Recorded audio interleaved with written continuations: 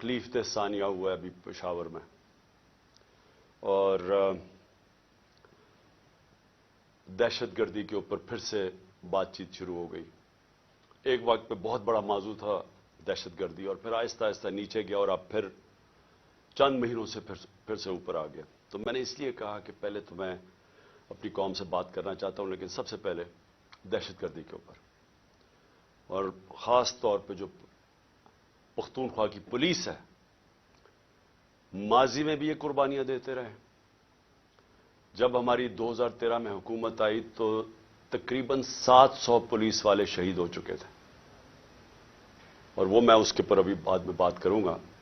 اور پھر ان کی قربانی دیکھ کے تو میں نے سوچا کہ آج میں اس موضوع کے اوپر بات کروں، کیونکہ مجھے افسوس سے کہنا پڑتا ہے کہ اتنا بڑا ثانیہ ہوا ہے اور اس کو پولیٹیکلی ایکسپلائٹ کیا جا رہا ہے، وہ جو میں ابھی آپ کو بعد میں بتاؤں گا۔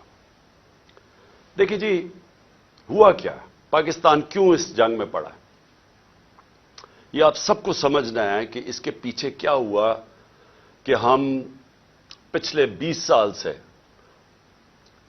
ایک عذاب میں پڑے ہوئے ہیں، اور بیچ میں پیریڈ آیا کہ جس میں دہشت گردی بالکل نیچے آ گئی۔ لیکن یہ ہوا کیا تھا، میں ذرا اپنی قوم کی مائنڈ جن کو سمجھ ہے ان کو پتا تو چلے کہ ہم یہاں پہنچے کیسے ہیں۔ دیکھیں، ہم نے افغان جہاد لڑی، ساری جو افغان جہاد تھی وہ پاکستان کے قبائلی علاقے سے لڑی گئی تھی، جو پرانا قبائلی علاقہ تھا۔ میں نے 1993 آج سے 30 سال پہلے ایک کتاب لکھی تھی پاکستان کے قبائلی علاقے کے اوپر، اور وہ میں سارے قبائلی علاقہ وزیرستان سے لے کے ساری ایجنسی سے ہو کے میں بجوڑ تک میں ٹریول کیا، میں نے اس کی تاریخ پڑھی، اور لہٰذا میں نے پھر وہ کتاب لکھی۔ لیکن جب میں وہاں قبائلی علاقے میں پھر رہا تھا تو تقریباً جتنے بھی میں حجرے جاتا تھا، زیادہ تر ان حجروں میں تصویر لگی ہوتی تھی ایک نوجوان کی، اور ہار اس کے گلے میں ڈالا ہوتا تھا۔ تو جب پوچھتے تھے تو وہ بڑے فخر سے کہتے تھے کہ اس نے شہادت لی ہے سوویت یونین ان کی جو فوجوں کے خلاف لڑتے ہوئے افغانستان میں۔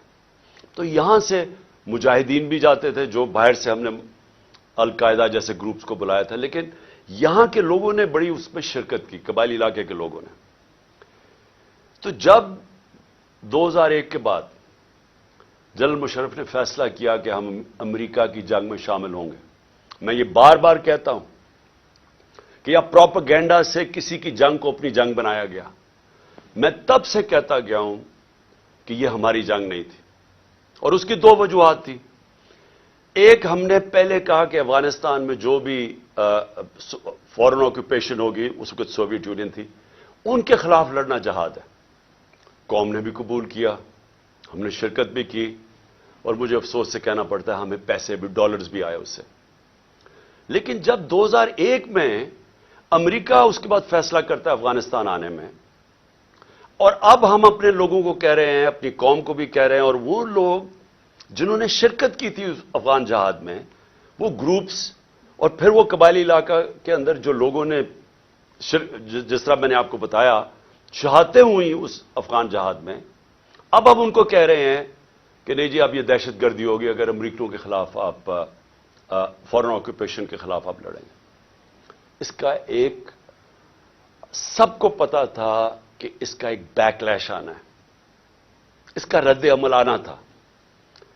اور جب میری آپ سٹیٹمنٹس میں 2003 میں نیشنل اسمبلی میں بھی بولا، جب پاکستان نے فیصلہ کیا، جنرل مشرف نے اپنی پہلی دفعہ 1948 کے بعد جب قائد اعظم نے حکم کیا تھا کہ پاکستان کی فوج قبائلی علاقے سے واپس لے آؤ، یہ پہلی دفعہ جب مشرف نے فوج بھیجی وہاں 2003 میں، تو میں نے اسمبلی میں تقریر کی اور کہا کہ اگر آپ تاریخ پڑھ لیں قبائلی علاقے کی، اب کبھی یہ حماقت نہ کرتے، کیونکہ ہماری وہ فورس تھی وہاں، ہمیں کوئی فوج بھی نہیں رکھنے کی ضرورت تھی، وہاں پرامن علاقہ تھا، پاکستان سے بہت زیادہ قبائلی علاقہ پرامن تھا۔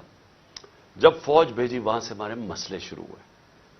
وہ لوگ ان میں سے جن لوگوں نے شرکت کی تھی، جو سمجھتے تھے کہ یہ امریکہ نے بڑا غلط کیا ہے افغانستان میں آ کے، وہ لوگ ادھر بہت بڑی ایک غصہ آیا. ان کو تو نہیں آپ کنونس کر سکتے کہ اب یہ جہاد نہیں دہشت گردی ہے. 2002 کا الیکشن ہوتا ہے اور اگر کسی کو شک تھا کہ یہ سارا جو پشتون علاقہ ہے یہ بڑا ناراض تھا کہ امریکہ جب افغانستان گیا تو سارے 2002 کے اندر پشتون علاقے نے ایم ایم اے کو ووٹ دی, کیونکہ ایم ایم اے واحد پارٹی تھی جو کہہ رہی تھی کہ بہت برا ہوا. دوسرا خیر میں تھا, میری تو پارٹی چھوٹی سی تھی. ہم کہتے رہے اور یہ ایم ایم اے بھی کہتے رہے کہ یہ بڑا غلط کیا امریکہ نے, کیونکہ افغانستان کے لوگوں کو کلیکٹو پنشمنٹ دینے کی کیا ضرورت تھی. القاعدہ ایک گروپ تھا, لیکن ایک پورے قوم کو سزا دینا تو ایک بڑا ایک اس کے خلاف پاکستان کے اندر بھی بڑا عوام نے یہ پسند نہیں کیا اور کافی غصہ تھا لوگوں میں, خاص طور پہ پشتون بیلٹ میں, کیونکہ وہ انہوں نے کنیکشن جو پشتون اس طرف ہے اور اس کا دوسری طرف قبائلی علاقے کا تو بارڈر ہی کوئی نہیں ہوتا تھا. ڈیورن لینڈ تو تھی کچھ نہیں, تو وہاں سے تو آمد و رفت رہتی تھی دونوں طرف. تو اس کا ایک ری ایکشن آیا اور ری ایکشن عوام نے پشتونوں نے بتا دیا 2002 میں کہ وہ اس جنگ کے خلاف ہے. انہوں نے ایم ایم اے کو ووٹ دی, کیونکہ دونوں پارٹیز تو ڈرتی ہیں, بات ہی نہیں کرتی تھی امریکہ کے خلاف. یہ تو امریکہ کو اپنا وہ آقا مانتی ہیں, تو یہ تو بولی نہیں. تو جو بول رہی تھی پارٹی ایم ایم اے, ان کو قوم نے ووٹ دی, سارے پشتونوں نے. تو پتہ چل گیا کہ قوم کدھر کھڑی ہے. اب وہاں سے شروع ہوئی, جیسے جیسے ہم پڑھتے گئے امریکہ کی جنگ میں, وہ پھر وہاں دہشت گردی اس کا ری ایکشن آتا گیا. انہوں نے پاکستان کے خلاف جو پھر پہلی دفعہ 2004-05 میں ہم نے ٹی ٹی پی کا نام سنا. یہاں تو کوئی ملیٹنٹ طالبان نہیں تھے. جو جنگ لڑی تھی جو اس طرف مجاہدین اور طالبان نے, انہوں نے لڑی تھی سوویٹس کے اگینسٹ, تو یہاں تو کوئی ملیٹنسی نہیں تھی. تو آہستہ آہستہ پاکستان میں یہ دہشت گردی اور ملیٹنسی بڑھتی گئی. اور مجھے افسوس سے کہنا پڑتا ہے کہ میری طرح کے لوگ جب کہتے تھے کہ یہ بڑا غلط ہو رہا ہے, پاکستان کو نقصان ہو رہا ہے, مجھے طالبان خان کہا گیا. میں جب وہ امریکنوں کی جو افغانستان میں وہ کر رہے تھے, اس کو بار بار میں کہتا گیا کہ کوئی ملٹری سولوشن نہیں ہے, کیونکہ افغانستان کی اگر آپ تاریخ آپ پڑھ لیں تو آپ کو پتہ چلے گا کہ وہ کسی باہر والے کو ایکسیپٹ کرتے ہی نہیں ہیں. تو ادھر بھی کہتے گئے, تو وہاں اینٹی امریکن کا اور ہر قسم کی باتیں کی گئی. لیکن جو لوگ اس علاقے کو جانتے تھے, سب کو پتا تھا کہ یہاں جتنا آپ ادھر پڑھیں گے ادھر مشکلات ملک کے لیے بڑھتی جائیں گی. اب میں آتا ہوں کہ یہ پھر فاسٹ فارورڈ کر لیں. اچھا, اس سے پہلے میں کہوں گا ڈرون اٹیکس ہونے شروع ہو گئے, اور یہ 2006 سے ڈرون اٹیک 4 سے 5 سے آہستہ آہستہ بڑھتے گئے. ڈرون اٹیکس کیا ہوتا تھا کہ وہاں جا کے اٹیک کرتے تھے قبائلی علاقے میں, وہاں زیادہ تر بے قصور لوگ مارے جاتے تھے. وہ کیا بدلہ کس سے لیتے تھے؟ وہ آ کے پاکستان کی سیکورٹی فورسز پولیس کے خلاف بدلہ لیتے تھے. تو اس لیے میں نے ایک بہت واحد پولیٹیکل پارٹی جس نے ڈرونز کے خلاف دھرنا کیا, ہم نے پوری کیمپین کی, وزیرستان مارچ کی دھرنوں کے خلاف, یہ ڈرون اٹیکس کے خلاف. باقی یہ پارٹیز چپ کر کے بیٹھی ہوئی تھی اور ڈرتے تھے. آپ کو پتا ہے ان کے تو پیسے باہر پڑے ہوئے ہیں, تو وہ تو ڈرتے ہیں بولتے ہوئے. جب آپ کی دولت وہاں باہر پڑی ہو تو خوف آتا ہے ان سے. اس کے بعد کیا ہوا, ہماری گورنمنٹ آ گئی, پختونخوا میں گورنمنٹ آئی 2013 میں. ہماری پولیس بری طرح ان کی کیجولٹیز ہوئی تھی, وہ ڈیمورلائز تھی. ہم نے پولیس کے اوپر پوری ریفارمز کی گئیں. آئی جی درانی صاحب کو ہم نے یہاں سے لے کے گئے مرحوم, وہ آئے وہاں, ہم نے پولیس کو ریفارم کیا, پولیس کمانڈوز کی ٹریننگ کروائی, پہلی دفعہ پولیس کمانڈوز کو ڈیولپ کیا, اور ادھر سے پھر فائٹ بیک ہوئی. اور پختونخوا کی جو پولیس تھی وہ پھر کھڑی ہوئی اپنے پیر پہ, اور اتنی قربانیوں کے باوجود انہوں نے ان کے اینڈ میں دیکھیں کہ ساری قوم کھڑی ہوگی پختونخوا کی پولیس کے ساتھ, کیونکہ انہوں نے پھر قربانیاں دی اور روکا دہشت گردوں کو. لیکن اصل میں دہشت گردی لڑی جاتی ہے انٹیلیجنس ایجنسی سے, اور قوم کی سیکورٹی فورسز لڑتی ہے. اور قوم کی سیکورٹی فورسز نے اینڈ میں قربانیاں دی. پتہ نہیں 6000 ہمارے فوجی شہید ہو گئے, اور ٹوٹل پاکستان کی 80,000 پاکستانی اس جنگ میں ہلاک ہوئے. اب آ جائیں 2018 میں ہماری گورنمنٹ آ جاتی ہے. ہم فیسیلیٹیٹ کرتے ہیں افغان طالبان کے ساتھ بات چیت, اور امریکن اور افغان طالبان کے بیچ میں بات چیت. ہم کوشش کرتے ہیں, کیونکہ ہمارا انٹرسٹ تھا وہاں امن ہوگا تو پاکستان میں اس کا فائدہ ہوگا، کیونکہ اس وقت جو پچھلی افغان گورنمنٹ تھی وہ پرو پاکستان نہیں تھی، وہ پرو انڈیا تھی، اور وہ حکومت ہمیں کوئی ہیلپ نہیں ملتی تھی جب یہاں پاکستان سے تین گروپس آپریٹ کر رہے تھے، افغانستان اٹیک کرتے تھے تو وہ نہیں روکتے تھے. تو ہم نے پوری کوشش کی پہلے بات چیت کروائیں تاکہ امن ہو افغانستان میں، پھر ہم نے کوشش کی افغان گورنمنٹ کو اور طالبان کو اکٹھا بٹھانے کی، وہ ہم فیل ہو گئے، انہوں نے نہیں مانا، لیکن ہم نے کوشش کی. ہم نے دونوں اس گورنمنٹ سے بھی بات کر رہے تھے، میں گیا بھی کابل جب پریزیڈنٹ غنی تھے، تو صرف کوشش کی کہ ہم کسی طرح یہاں امن پیدا کریں. تو جب پچھلی 2021 کی گرمیاں، اب میں صرف آپ کو اس لیے تفصیل بتا رہا ہوں تاکہ آپ کو پتا ہو آج جو ہو رہا ہے اس کے پیچھے بیک گراؤنڈ کیا تھی.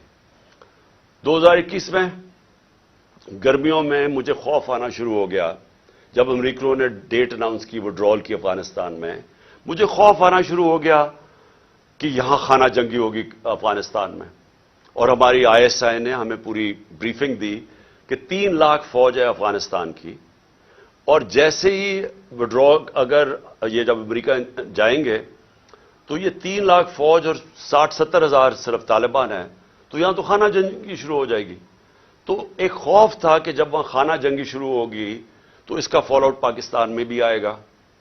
ایک یہ خوف تھا کہ امریکہ ہمیں ہمارے پہ سینکشنز لگا دیں، کیونکہ وہ پہلے ہی کہہ رہے تھے کہ پاکستان کی وجہ سے ہم نہیں جیتے افغانستان میں. وہ پاکستانی انٹیلیجنس ایجنسیز کو بلیم کرتے تھے کہ وہ طالبان کے خلاف اس لیے کامیاب نہیں ہو کیونکہ پاکستان ان کی مدد کر رہا تھا. تو ڈر یہ تھا کہ ایک دفعہ سول وار شروع ہو گئی تو انہوں نے سارا ملبہ ہمارے پہ ڈال دینا. تو تب سے میں پچھلی یعنی 21 کی گرمیوں سے آپ میری سٹیٹمنٹس دیکھ لیں، میں کہتا گیا تھا کہ وہ جو 2021 اور 22 کی سردیاں ہیں وہ پاکستان کے لیے سب سے مشکل وقت ہے. اور اس کی ایک وجہ یہ تھی کہ مجھے خوف تھا افغانستان میں کیا ہوگا. میرا جنرل باجوہ سے کوئی اختلافات نہیں تھے، ہم ایک پیج پہ تھے. اس ملک نے بڑا فائدہ ہوا جبکہ پاکستان کی اسٹیبلشمنٹ اور الیکٹڈ گورنمنٹ ایک پیج پہ تھی، اچھے کام ہوئے. کرونا کے اندر دنیا نے ہمارا تسلیم کیا جس طرح ہم نے ڈیل کیا، لیکن سب ایک قوم نے مل کے اس سے لڑا. اس کے بعد ٹڈی بھی تھی، اس کا ایک آیا وہ بھی، اس پہ بھی بڑا ہمیں خوف تھا. تو ہر چیز میں اس وقت ہم اکٹھے چل رہے تھے. اختلاف پہلا یہ ہوا کہ ایکسٹینشن کے بعد جنرل باجوہ نے بار بار ہمیں کہا کہ NRO ان کو NRO دے دو اور یہ اکاؤنٹیبلٹی سے پیچھے ہٹ جاؤ اور نیب کو چینج کر دو جو اب نیب ہے.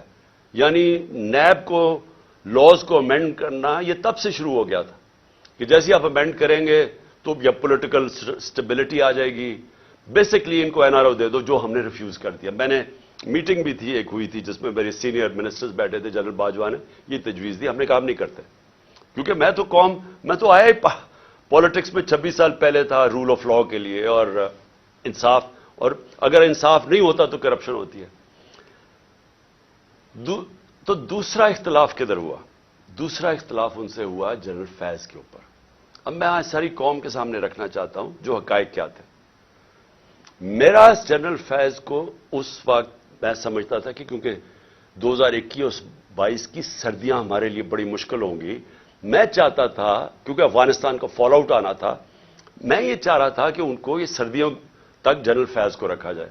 کیونکہ اگر سب سے مشکل ٹائم ہے تو جو سب سے ایکسپیرینسڈ آپ کا انٹیلیجنس کا چیف ہے اس کو ہونا چاہیے، آپ کا بیسٹ کھلاڑی ہونا چاہیے.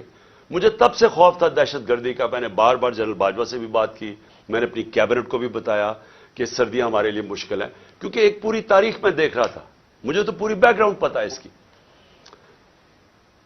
اللہ نے کرم کرنا تھا ایک طرح ہمارے اوپر بھی اور افغانستان کے لوگوں کے اوپر کہ وہ جو امریکن جو ٹرین کیا ہوا تھا افغان فوج، اس نے ہتھیار ڈال دیے.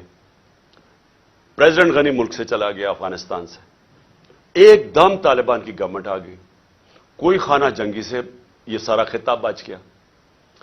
اس نے آپ کو اندازہ نہیں کہ پاکستان کے اوپر کتنا فائدہ ہوا اس کا. اگر خدا نہ خواستہ خانہ جنگی شروع ہو جاتی ہمیں سب سے بڑا نقصان ہونا تھا. اللہ نے کرم کیا، افغانستان کے لوگوں پہ ہمیں بھی بچا لیا. اب اس کے بعد کیا ہوا؟ پاکستان کیونکہ ہم نے دوحہ کے ڈائلاگز جو امریکن اور طالبان کے تھے، ہم نے سب سے زیادہ اس میں پروموٹ کیا. اس کے اندر ہمارا سب سے بڑا کام تھا. تو ایک جو گورنمنٹ سب سے پہلے جس کے سب سے اچھے تعلقات تھے افغانستان میں وہ پاکستان تھا. اور جو دنیا نے ایکنالج کیا کہ جو ایویکویشن ہوئی افغانستان میں اس میں پاکستان نے سب سے بڑا رول پلے کیا کیونکہ ہمارے تعلقات اچھے تھے. اور پھر شاہ محمود قریشی کو میں نے وہاں بھیجا, انہوں نے ان سے میٹنگز کی. ہماری کوشش یہ تھی کہ 2500 کلومیٹر کا ہمارا بارڈر ہے افغانستان کے ساتھ. ہمارے تعلقات اچھے ہوں گے تو یہ جو 3 قسم کے دہشت گرد پاکستان میں آپریٹ کر رہے تھے, BLA, TTP اور پھر آئسل, تو ہماری کوشش یہ تھی کہ ہم ان کے ساتھ اگر وہاں سٹیبل گورنمنٹ آ جائے تو پاکستان بچ جاتا ہے دہشت گردی سے. OIC کی منسٹرز کی میٹنگ کروائی غالباً دسمبر میرے خیال میں 2021 میں. افغانستان کو ٹاپک رکھا, دنیا کو بتایا کہ افغانستان کی سٹیبلٹی ضروری ہے, جس پہ ایک ہم نے اپنی وجہ بتائی کہ پاکستان میں دہشت گردی کنٹرول, سٹیبل افغانستان ضروری ہے. کانفرنس کروائی.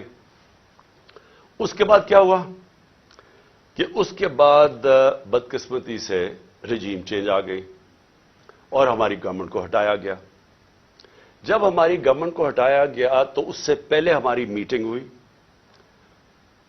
میں نے جنرل باجوہ اور ISI چیف تھے, اب مجھے یہ نہیں یاد کہ اس وقت جنرل فیض آ گئے تھے یا یہ جنرل ندیم تھے, لیکن جنرل باجوہ تھے اور میں نے اور ہم نے بیٹھ کے گفتگو کی کہ اب جب اپنی افغانستان میں ایک پرو پاکستان گورنمنٹ ہے, یعنی اینٹی نہیں ہے کیونکہ غنی ایڈمنسٹریشن تو پاکستان کے خلاف تھی, جب وہ آ گئی ہے تو ہمیں کوشش کرنا چاہیے.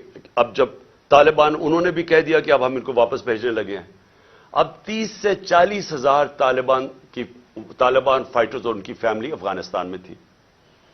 تو ہماری میٹنگ ہوئی اور ہم نے سوچا کہ اب ان کو کیا کرنا ہے. وہ کہہ رہے ہیں کہ پاکستان آئے اب یہ واپس, اور وہ بیچ میں بھی پڑھنے لگے تھے کہ ہم کسی طرح بات چیت پہ بھی وہ فیسیلیٹیٹ کریں. اب ڈسکشن یہ ہوئی کیونکہ یہ جو سیکیورٹی ایشوز ہیں وہ تو ہم بات کر, جب ہماری بات ہوئی تو 2 ہمارے, خاص طور پہ 2 کی میں بات کر رہا ہوں, 3 جو ایک اور ہمارے بیوروکریٹ تھے جن کو قبائلی علاقے کا اندازہ تھا جو سرو کر چکے تھے, اور ہمارے نور الحق قادری صاحب جو خیبر ایجنسی سے تھے, اور وہ مراد جس نے ساری جو سوات کے اندر پورا آپریشن ہوا تھا طالبان. تو انہوں نے بیٹھ کے بڑا خدشہ بتایا کہ دیکھیں جب وہ آئیں گے تو ان کی سیٹلمنٹ کیسے ہوگی, کیونکہ بڑا مشکل ہوگا, لوگوں کی دشمنیاں ہیں, قتل کیے ہوئے ہیں آپس میں, اور انہوں نے طالبان نے, تو وہ بڑی تشویش تھی. تو یہ فیصلہ کیا گیا کہ ہمارے جو قبائلی علاقے کے MNAs اور وہ بیٹھ کے ہماری سیکیورٹی فورسز فیصلہ کریں گی کہ ان کو ریہیبلیٹیٹ کیسے کرنا ہے. یہ بھی سوچا کہ ان کے لیے پیسے خرچ کریں گے, کیونکہ 2 ہی ہے نا, یا ہم ان کو مار دیں ساروں کو کھڑا کر کے, اور یا پھر ان کو سیٹل کریں اور ان سے کوئی اگریمنٹ کریں. اس کے علاوہ تو تیسرا کچھ نہیں تھا. تو ہم نے ان سے یہ بات ہوئی اور وہ بدقسمتی سے بات آگے بڑھی نہیں, کیونکہ اور چیزیں آ گئیں, اور آپ سب جانتے ہیں رجیم چینج کے اندر اور چیزیں آ گئیں. اس کے بعد ہماری گورنمنٹ چلی گئی. 2022 کی جون کے اندر ملاکنڈ کے اندر مسئلہ آ گیا سوات کے اندر. ایک دم طالبان کی وہاں کوئی آیا اور وہ عوام کھڑی ہو گئی, ان کو بڑا کہ پھر سے وہی حال ہونے لگا جو کہ پہلے تھا, جدھر سوات کے لوگوں نے بڑی مشکل وقت گزارا. تو تب تشویش ہوئی اور میں نے جون کے اندر پھر میٹنگ کی اپنے پختونخوا کے MNAs اور MPs کے ساتھ. KP ہاؤس کے اندر اسلام آباد میں میٹنگ کی, اور ان کو سب خدشہ تھا کہ یہ ایک نیا فینومینا پھر آ رہا ہے. یہ جو طالبان آ رہے ہیں وہاں سوات کے اندر جو ہو رہا ہے, اور پھر لیٹرز لوگوں کو آنے شروع ہو گیا کہ پیسے کے, اور پھر ہمارا ایک MP تھا اس کو گولیاں لگیں وہاں دیر کے اندر. تو سب سے میٹنگ ہوئی اور ان کو خوف تھا کہ یہ ہو کیا رہا ہے. اور پھر ہم نے, کیونکہ ہماری گورنمنٹ تھی KP میں, ہم نے انہیں کہا کہ آپ بات کریں وہاں کے کور کمانڈر سے اور کوئی اگریمنٹ کریں کہ یہ کیا ہو رہا ہے, یہ فینومینا کیا ہے, کیونکہ سمجھ نہیں آ رہی تھی. لیکن اس گورنمنٹ نے کوئی ان کو سمجھ نہیں تھی کرنا کیا ہے, نہ ہی ان کی کوئی توجہ تھی وہاں. انہوں نے جب جون میں وہاں سے خدشہ ہوا کہ یہ ہو رہا ہے, یہ کیا فینومینا ہے, کیونکہ بارڈر تو گورنمنٹ کے ہاتھ میں نہیں ہے پختونخوا کے, تو ان کے اندر کوئی کسی کو نہ سمجھ تھی نہ کسی کا انٹرسٹ تھا.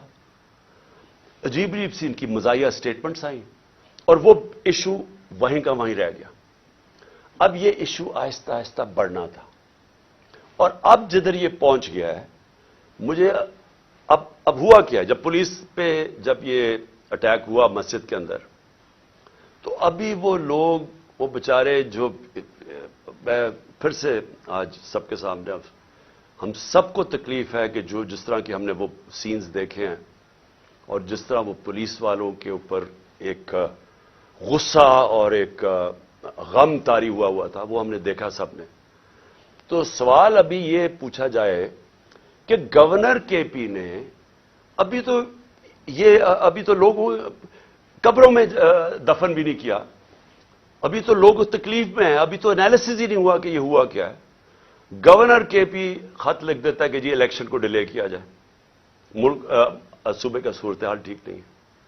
اب میرا یہ سوال ہے کہ جو لوگ یہ اب سمجھ رہے ہیں کہ یہ جو دہشت گردی بڑھائی جا رہی ہے، اور جو پہلے سے بھی یہ پی ٹی آئی کی گورنمنٹ کے خلاف ہے، اور یہ الیکشنز کو متاثر کر رہی ہے، اور یہ الیکشنز ڈیلے کرنے کے لیے، تو گورنر نے تو خط سے یہی اسی طرف لوگوں کو، جس کا نہیں بھی سوچ تھا وہ ادھر چلی گئی ہے۔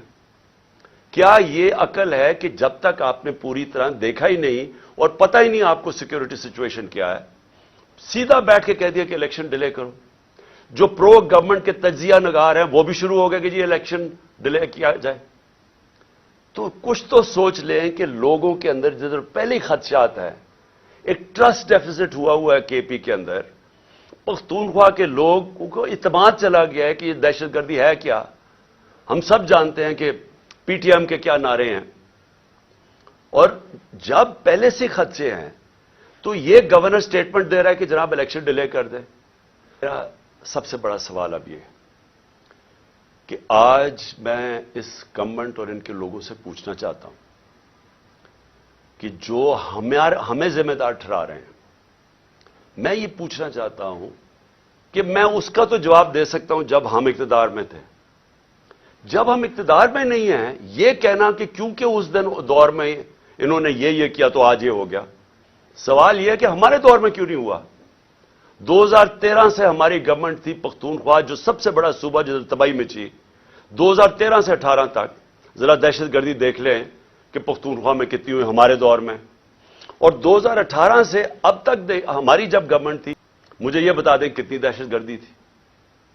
تو آج ہمیں یہ کہا جا رہا ہے کہ جناب وہ کیونکہ انہوں نے پتہ نہیں کیا کیونکہ آج دہشت گردی بڑھ گئی۔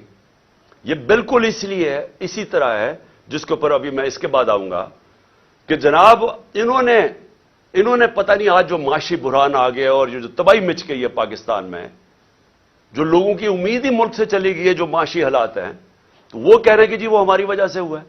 ہم اس کے ذمہ دار ہیں جو ہمارے دور میں ہوا ہے۔ جب ہم پاور میں نہیں ہیں، ہمارے سے کیوں جواب پوچھ رہے ہیں؟ میں آج پھر سے میں بار بار کہتا رہوں گا، مجھے ان کا پتہ تھا کہ یہ نااہل اور کرپٹ لوگ، انہوں نے تو 30 سال حکومت کی اور ملک کو یہاں پہنچایا ہے۔ اور اب یہ کہنا کہ یہ جو جنرل باجوہ کی سوچ تھی کہ اب آ کے یہ ملک ٹھیک کر دیں گے، جو 17 سال میں سب سے بہتر پاکستان کی اکنامک پرفارمنس تھی، اس اکنامک پرفارمنس کے اوپر رجیم چینج کر کے ان کو لے آئے۔ میں بار بار جنرل باجوہ کو کہتا رہا، اور میں نے واضح طور پہ شوکت ترین کو بھجوایا۔ میں اس لیے آپ کو کہوں گا کہ ہمیں پتا تھا یہ کیا ہونا ہے۔ میں ان کو جانتا ہوں 30 سال سے، جو انہوں نے کیا پاکستان کے ساتھ، یہ جو قرضے چڑھے ہوئے ہیں، جب سے یہ آئے ہیں، ذرا دیکھیں انہوں نے، یہ امیر ہوتے جاتے ہیں، ملک مقروض ہوتا جاتا ہے، تو انہوں نے ملک کیسے ٹھیک کرنا تھا؟ جو ملک کو تباہی کی طرف لے کے جائے وہ ملک ٹھیک کیسے کر سکتا ہے؟ ان کے یہ جو نون لیگ کی 99 یہ گورنمنٹ چھوڑ کے گئے ہیں، ذرا دیکھ لیں کہ کیا حال تھا پاکستان کی معیشت کا، اور اب یہ جو 2018 میں چھوڑ کے گئے تب دیکھ لیں کیا حال تھا۔ تو اب ان کو جب ہمیں ہٹا کے ان کو لے کے آئے، انہوں نے اب ٹھیک کر دینا تھا ملک۔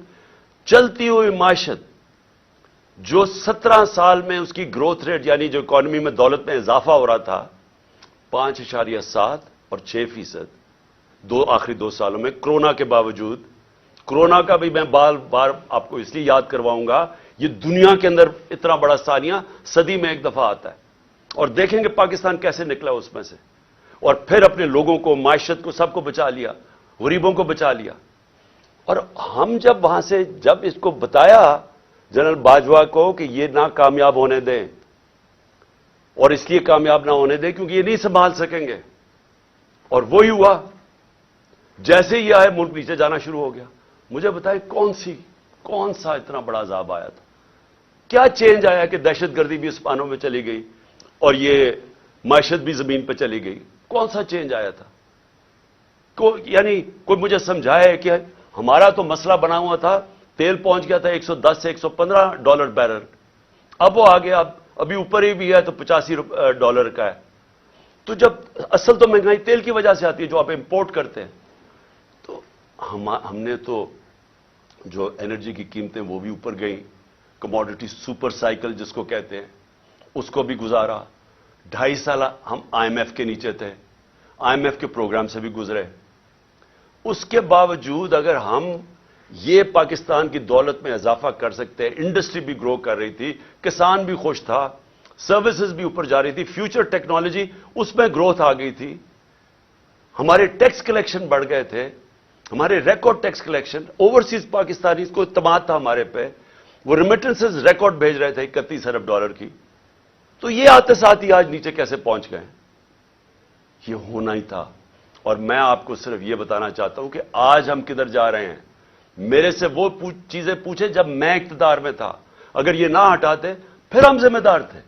اگر یہ نہ سازش کر کے, یہ جو شہباز شریف اب بولتا پھرتا ہے, کیوں آپ نے سازش کی تھی کہ اگر آپ کو اتنا خوف تھا, ہماری تیاری نہیں تھی, ملک کے حالات بہت برے تھے, ہمیں رہنے دیتے.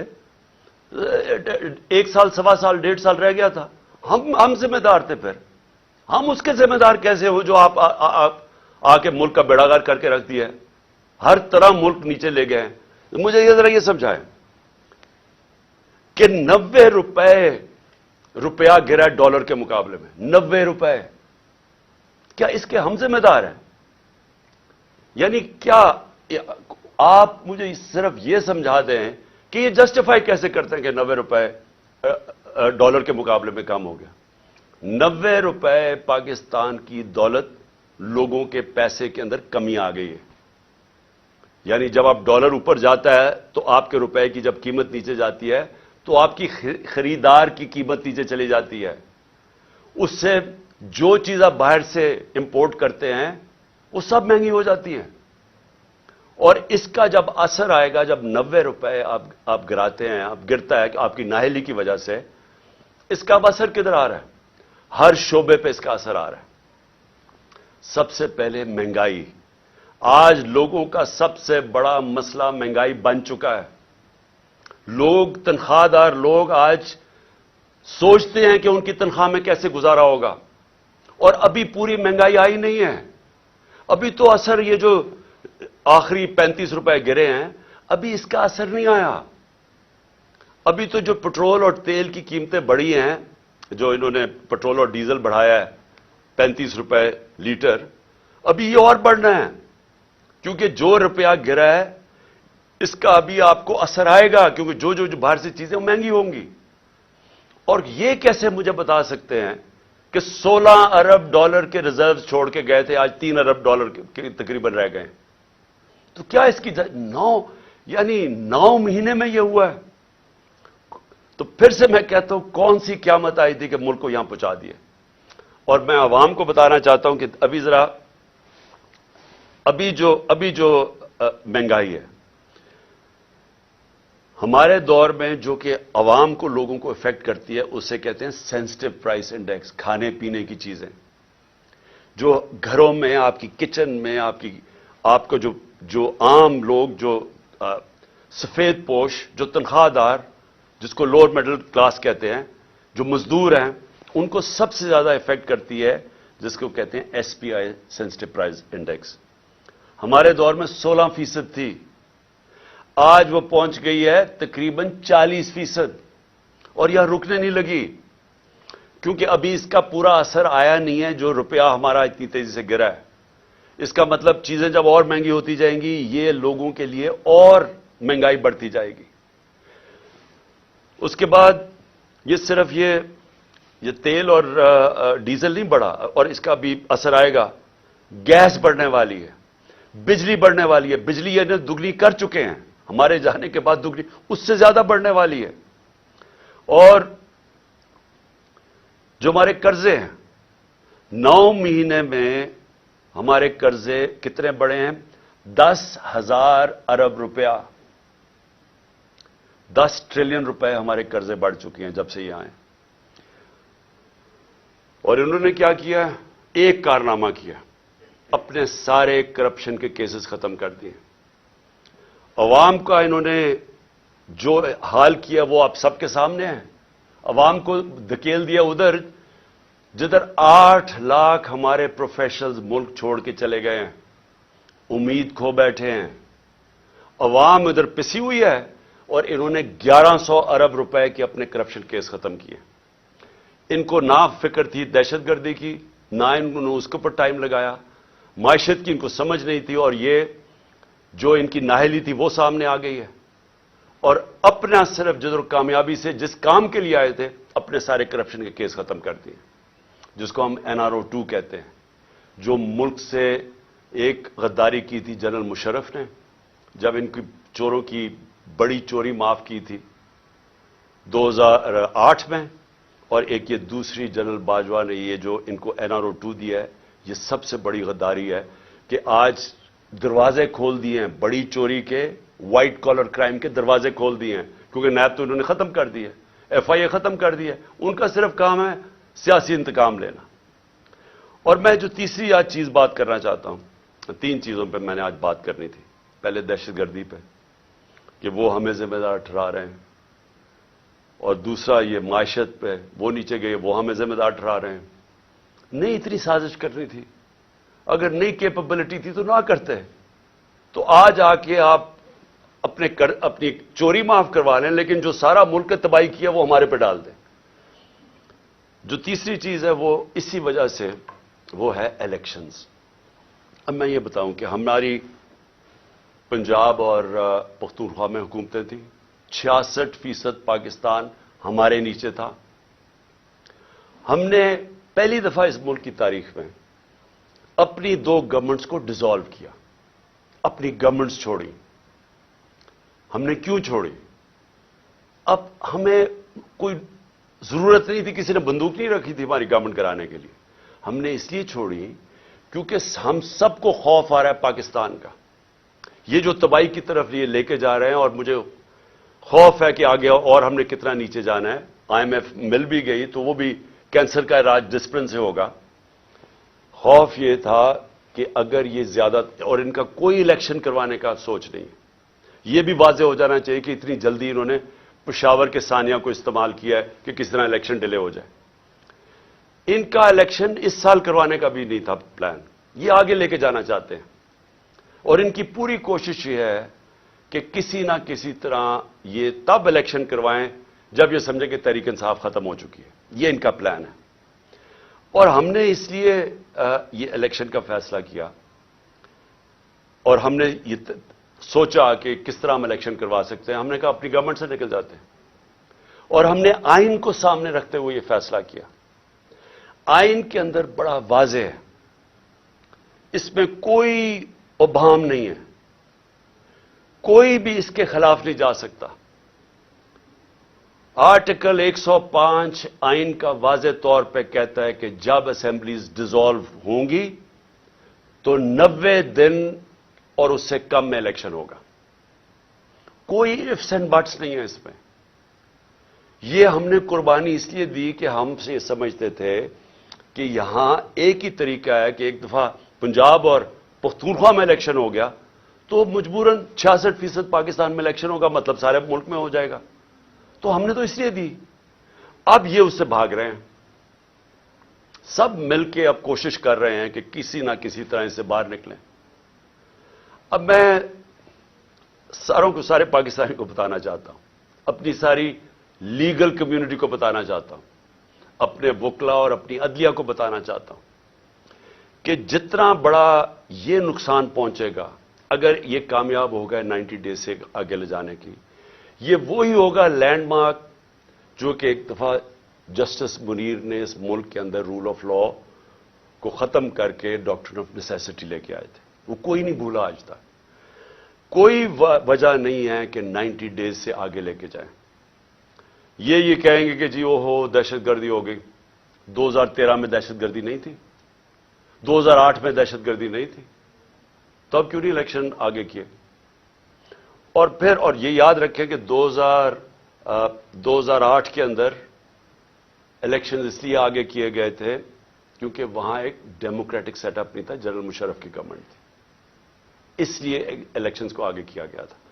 تو یہ جو پلان کر رہے ہیں کہ جی کسی طرح اس کی آڑ لے کے دہشت گردی کی الیکشن آگے کریں گے، اس سے بڑا ظلم اس ملک میں نہیں ہوگا، کیونکہ اس کا مطلب کہ وہ سیٹ اپ صرف اس لیے رہ جائے گا، وہ ڈرا صرف ایک راستے میں کہ کہیں عمران خان اور پی ٹی آئی نہ جیت جائے۔ اور وہ انہوں نے کیا کہ آئین کی وائلیشنز تو بھی شروع کر دی ہیں۔ سب سے پہلے تو ایک جو آرٹیکل 105 ہے، گورنر نے کیوں نہیں اناؤنس کی ڈیٹ ابھی تک؟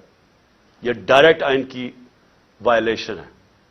جو بھی 90 ڈیز سے آگے لے کے جائے گا اس کے اوپر آرٹیکل 6 لگے گا۔ اور دوسری چیز جو انہوں نے کیئر ٹیکر گورنمنٹس بنائی ہیں، یہ بالکل پاکستان کی آئین کی وائلیشن ہے۔ آئین نے صرف کیئر ٹیکر گورنمنٹ کا سیٹ اپ اس لیے ہونا تھا کہ وہ غیر جانبدار ہوں گے، امپارشل ہوں گے، تاکہ اس غیر جانبدار سیٹ اپ ہی صرف ملک میں صاف اور شفاف الیکشن کروائیں گے۔ یہ مقصد تھا اس کا۔ ہو کیا رہا ہے اب؟ وہ حکومتیں آ گئی ہیں پختونخوا میں اور یہاں پنجاب میں، جو یہی نہیں کہ وہ صرف غیر جانبدار نہیں ہیں، وہ سخت ہمارے خلاف ہیں۔ ابھی سے سارے قدم اٹھانے شروع ہو گئے ہیں جو کہ یہ شہباز شریف کی حکومت بھی نہ تھوڑا سوچ سمجھ کے کرتی، کیونکہ جلدی میں ہے۔ ابھی سے ہمارے اوپر کیسز قدم جو فواد چودھری سے انہوں نے کیا، اور فواد چودھری سے کیوں کیا؟ فواد چودھری کا یہ بتانے کی کوشش کر رہے ہیں کہ ہم اس طرح آپ کو ذلیل کریں گے، ہتکڑیاں۔ وہ کوئی دہشت گرد تھا، اس کے منہ پر کپڑا ڈال کے لے کے آ رہے ہیں، اس کو کمرے میں یعنی اتنی سردی کے اندر اس کو کمرے میں زمین پہ اس کو سلوا رہے ہیں وہاں۔ کون سا جرم کیا اس نے؟ اعظم سواتی سے پہلے یہ کیا، شہباز گل سے پہلے یہ کیا۔ یہ لوگوں کو ڈرا رہے ہیں کہ یہ ہم کر دیں گے آپ کے، تاکہ آپ چپ کر کے کسی نہ کسی طرح ہاتھ کھڑے کر کے تو ان نون لیگ کو الیکشن جیتتے جائیں، اور تب تک یہ نہیں کریں گے جب تک یہ سمجھیں گے کہ انہوں نے یہ کیئر ٹیکر لے کے اس لیے آئے ہیں، ہمارے اوپر تشدد کریں، کیسز کریں، جیلوں میں ڈالیں، ڈرائیں دھمکائیں، ایف آئی آرز کریں، کرپشن کیسز کریں۔ پرویز الہی کے گھر پولیس بھیج دی کل، کتنی گاڑیاں چلے گئی وہاں اس کے اوپر۔ ہمارے وہ ورکرز کے ان کو پولیس بلا کے ہراساں کرنا شروع ہو گئی ہے کہ تمہارے کیسز کریں گے، ان کو ٹیلی فون کر رہے ہیں۔ تو کیا یہ کیئر ٹیکر کرتی ہے؟ کیا پاکستان کی تاریخ میں کبھی کیئر ٹیکر نے ایسی حرکتیں کی ہیں؟ میری جے آئی ٹی، اب ذرا یہ سن لیں، میری جو جے آئی ٹی بنائی ہوئی ہے، جو میرے اوپر قاتلانہ حملہ ہوا، یہ سوچیں کہ وہ ابھی نوٹیفائڈ ہے، پنجاب گورنمنٹ نے نوٹیفائی کی ہوئی ہے وہ جے آئی ٹی، اس کو آتے ساتھ ہی سارے اس کو نان فنکشنل کر دیا، اس کے ریکارڈ سیل کر دیے۔ کس چیز کا خوف ہے؟ پہلے وہ 2 ڈی پی او گجرات اور یہ جو سی ٹی ڈی کا ایس ایس پی تھا، وہ کوپریٹ، وہ ہمارے نیچے آفیسرز کام کر رہے ہیں، وہ پنجاب گورنمنٹ کی بنائی ہوئی جے آئی ٹی سے وہ کہتے جی ہم جواب دینی ہے۔ ان کو کہا فون پکڑائیں جنہوں نے آپ نے ویڈیوز بنائی ہوئی ہیں، نہیں جی ہم نہیں دیتے۔ انہیں کہا جے آئی ٹی کے سامنے ہم نہیں آتے۔ کون ان کے پیچھے؟ کون اتنا طاقتور ہے کہ پنجاب پولیس اتنی کانفیڈنٹ ہو جائے، اتنا اس کو اعتماد ہو کہ ان کے پاس کوئی طاقتور ان کے فورسز ہے کہ ایکس پرائم منسٹر بڑی پارٹی کا ہیڈ اپنی ایف آئی آر نہ کٹوا سکے اپنے صوبے میں؟ اور پھر جن کو خوف ہے، وہ جو طاقتور لوگ جن کو خوف ہے کہ کوئی چیزیں نہ سامنے آ جائیں جے آئی ٹی کی، وہ سارے طاقتور لوگ پوری کوشش کریں سیبوٹاج کرنے کی۔ لیکن سیبوٹاج کرنے سے پہلے کیا چیزیں سامنے آ گئی ہیں؟ پہلے میں یہ ذرا آپ کو 2 چیزیں بتا دوں کہ پہلے تو 16 دسمبر کو جے آئی ٹی نے جو فورینسک رپورٹ دی تھی عدالت میں، اس میں کیا چیز آئی؟ 2 شوٹر تھے۔ انہوں نے یہ اسٹیبلش کر دیا کہ دو بندوق والے تھے جنہوں نے گولیاں چلائی۔ وہ 16 دسمبر کی آ گئی۔ اب 3 جنوری کی جو فورینسک رپورٹ ہے، جو عدالت میں ابھی گئی ہے عدالت کے اندر، یہ عدالت میں جمع ہو گئی ہیں۔ اس نے اسٹیبلش کیا ہے کہ 3 شوٹر تھے. سو جو سارا بنایا ہوا تھا کہ جی ایک دینی انتہا پسند ہے جس نے کہا میں اکیلا ہوں, اس کو پڑھا کے بھیجا تھا پہلی سٹیٹمنٹ میں اکیلا ہوں, تو پہلے تو یہ ثابت ہو گیا کہ 3 شوٹر تھے. تو ساری جو سازش تھی وہ سامنے آ گئی. اور 3 شوٹر اس طرح تھے کہ اس کی گولیاں جو ہم کہہ رہے تھے, جو میں بھی کہہ رہا تھا کہ اوپر سے میرے گولی چھت سے گولیاں, ان کے گولیوں کے خول مل گئے جو انہوں نے آئیڈینٹیفائی کیا جے آئی ٹی نے, جو کہ اب عدالت میں جمع کروا دی. تو سوال میرا یہ پھر سے بنتا ہے کہ کیا ایک کیئر ٹیکر گورنمنٹ جس کا کام ہی یہ نہیں ہے, جس کا کام یہ تھا کہ وہ صرف اور صرف الیکشن کروائے, وہ انٹرفیئر کر رہی ہے جے آئی ٹی میں؟ کون ہے ان کے پیچھے؟ کون ہے یہ ان کو جو ایڈوائز کر رہا ہے کہ سارے جو آفیسرز یہاں لگوائے جائیں وہ سارے اینٹی پی ٹی آئی ہوں؟ ان آفیسرز کو لگایا جا رہا ہے جنہوں نے 25 مئی میں ہمارے اوپر ظلم کیا تھا. ہم نے 22 صرف ساری پنجاب کی فورس سے ہم نے 22 لوگوں کے نام دیے تھے کہ ان کو آپ کو نہیں لگانا چاہیے, یہ سخت ہمارے تحریک انصاف کے خلاف ہے, انہوں نے ہمارے اگینسٹ ایکشن لیا تھا. ان میں سے 13 کو لگا چکے ہیں, 22 میں سے 13 لگ گئے اور باقی لگنے والے ہیں. کون سی کیئر ٹیکر گورنمنٹ نے پاکستان کی تاریخ میں یہ کیا ہے؟ اور میں ایک اور بھی بات کرنا چاہتا ہوں, کیونکہ یہ میرے اوپر جو قاتلانہ حملہ ہوا تھا, ایک قیامت کی نشانی آ گئی ہے. آصف زرداری نے میرے اوپر ہرجانہ کر دیا, ڈیفیمیشن کر دی ہے. ڈیفیمیشن کا کیا مطلب ہوتا ہے؟ کہ میری ریپوٹیشن کو نقصان پہنچایا گیا ہے, اس لیے میں عدالت میں جا رہا ہوں. آصف زرداری صاحب, سب سے پہلے جب یہ عدالت میں کیس جائے گا, میں تو بڑا شکر کر رہا ہوں کہ آپ عدالت میں آئیں گے, سب سے پہلے وہ آپ سے پوچھیں گے کیا آپ کی کوئی ریپوٹیشن ہے جو خراب ہوئی ہے, اس کو نقصان پہنچ سکتا ہے. ساری دنیا میں مضمون آپ کو دکھائیں گے پہلے کہ مسٹر 10% آپ کا نام رکھا گیا تھا, کہ ہر چیز کے اوپر پیسے بناتے تھے. سندھ کے لوگوں سے پوچھیں کہ کیا ظلم کا نظام آپ نے وہاں رکھا ہوا ہے. قرآن پہ ہاتھ رکھ کے بتائیں کہ آپ نے اب تک کتنے لوگ مروا چکے ہیں. وہ جج کا جو نام آپ کے اوپر آتا ہے, بتائیں نا لوگوں کو کہ آپ نے کیا کیا کیا اپنی ماضی میں, کس طرح کی دہشت پھیلائی ہوئی آپ نے سندھ کے اندر. میں تو شکر کر رہا ہوں کہ میرے اوپر ہرجانہ کریں آپ.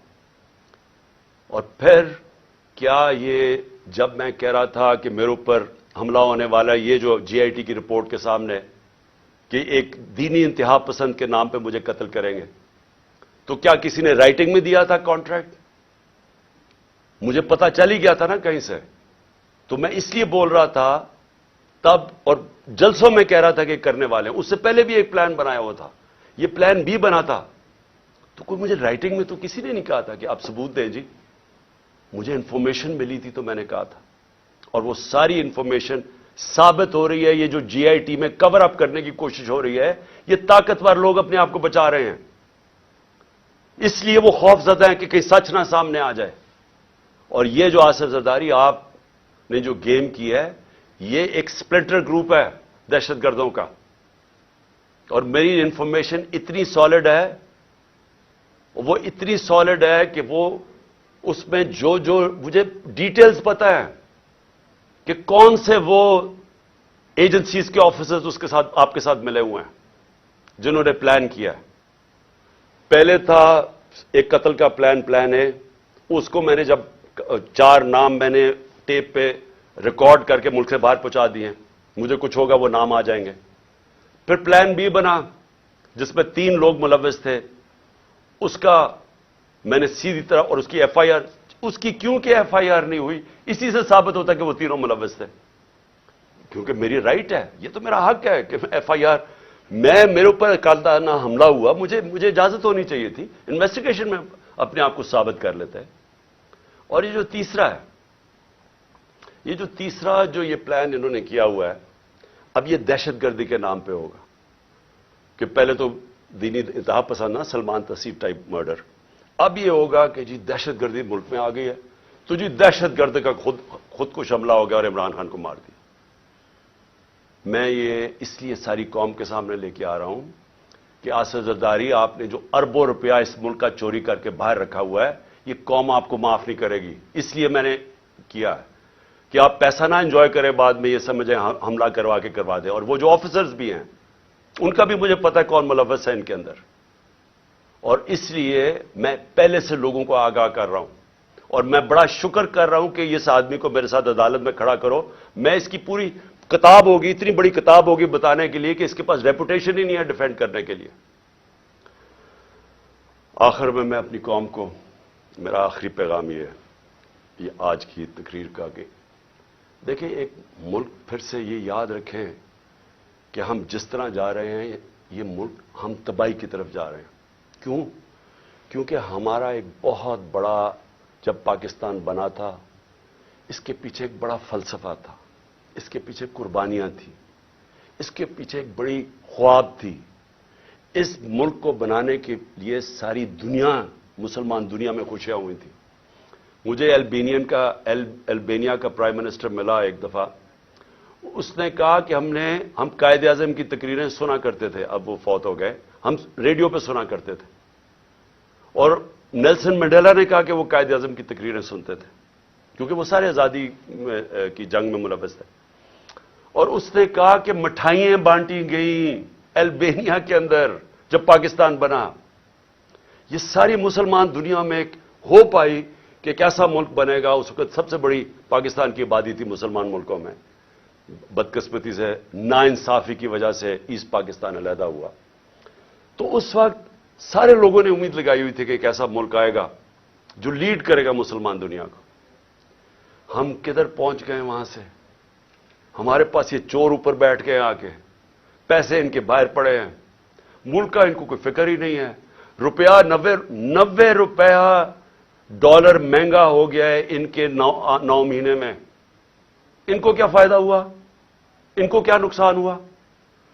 فائدہ ہی فائدہ, نقصان زیرو. کیونکہ ان کے ڈالرز میں پیسے پڑے ہوئے ہیں باہر. ان کے تو ڈالر اور ان کی ویلیو اوپر چلے گی, انہوں نے تو پیسہ باہر رکھا ہوا ہے, ان کو تو فائدہ ہو گیا. نقصان ہماری طرح کے پاکستانیوں کو ہو رہا ہے جن کا جینا مر رہا ہے یہاں. ان کے لیے تو عذاب ہو جاتا ہے جی ای سی ایل پہ ڈال دیا. مجھے ڈالیں ای سی ایل پہ, مجھے کیوں نہیں فکر کہ اچھا جی ای سی ایل پہ ڈالیں گے تو مجھے بڑا کوئی مسئلہ ہو جائے گا. ان کو کیوں مسئلہ ہے؟ کیونکہ پیسے گننے ہوتے ہیں, پراپرٹیز باہر دیکھنی ہوتی ہیں, بڑے بڑے ہیرڈ جیسی جگہ پہ شاپنگ کرنی ہوتی ہے, بڑے بڑے باہر ریسٹورنٹس میں جب اتنا بڑا پیسہ آ جائے تو وہ خرچ بھی کرنا ہے نا. وہ پاکستان میں تو نہیں ہو سکتا. عذاب ای سی ایل پہ ڈال کے, مجھے ڈال دیں ای سی ایل پہ. جن کا جینا مرنا آج پاکستان میں ہے وہ سارے آج تشویش میں ہیں, غم زدہ ہیں. سب کو خوف آ رہا ہے آگے کدھر ملک جا رہا ہے. میں ہر پاکستانی کی بات کر رہا ہوں جو سمجھتا ہے کہ یہ ہماری ماں ہے, ہمارا ملک ہے. وہ سب آج ان سب کو خوف آ رہا ہے کہ جو ڈائریکشن میں پاکستان جا رہا ہے. اور میں پھر سے یہ کہتا ہوں کہ ہمیں وقت ہے ابھی بھی, اور ایک راستہ ہے بس. جو مرضی, میں آپ سے نہیں کہہ رہا, میں 8-9 مہینے سے ایک ہی بات کہہ رہا ہوں کہ یہ جو لوگ آئے ہیں اس سے نکلنے کا ایک ہی حل ہے, ایک فری اینڈ فیئر الیکشن کروائے جائیں جلدی سے جلدی. عوام کے مینڈیٹ سے گورنمنٹ آئے. جب عوام کی بیکنگ سے گورنمنٹ آئے گی وہ بڑے فیصلے کرے گی. یہ چوروں کی طرح نہیں, یہ چوروں کی طرح نہیں جو ڈرتے ہیں فیصلے کرتے ہوئے کیونکہ ان کو ان کا تو مقصد ہی گورنمنٹ میں اور آنے کا. یہ ملک تو ٹھیک نہیں کرنے آئے. ان لوگوں کو جن کو پبلک بیک کرے گی, پبلک مینڈیٹ سے آئیں گے, وہ بڑے فیصلے کریں گے. جب وہ بڑے فیصلے کریں گے اس فیصلوں سے یہ ملک نکلے گا اس بحران سے. یہ صرف انتظار کر رہے ہیں. میں ختم کرتا ہوں, کرکٹ سے ختم کرتا ہوں کیونکہ میری بڑا زندگی کا حصہ تھا کرکٹ. یہ میچ ایسا ہے, یہ میچ کھیلنا چاہتے ہیں ان کے اپنے امپائر, اپنے سلیکٹروں, اپنی پچ ہو, اپنا تھرڈ امپائر ہو. قانون یہ بیچ میں میچ کے بدلتے رہے, دیکھ رہے ہیں نا, دوسری ٹیم شاید جیتنا جائے, قانون بھی بدلتے ہیں, قانون بھی گیم کے یہ بدل رہے ہیں. اور جو مخالف ٹیم ہے اس کے کیپٹن کو یہ جیل میں ڈالنا چاہتے ہیں, اس کی اچھے پلیئرز کو یہ ان کے اوپر مقدمے کر کے ان کو باہر رکھنا چاہتے ہیں ٹیم سے. باقی جو ٹیم ہے ان کو کوئی پولیس ڈنڈے شنڈے مار کے کسی کی ٹانگ توڑ دی, کسی کا ہاتھ توڑ دیا.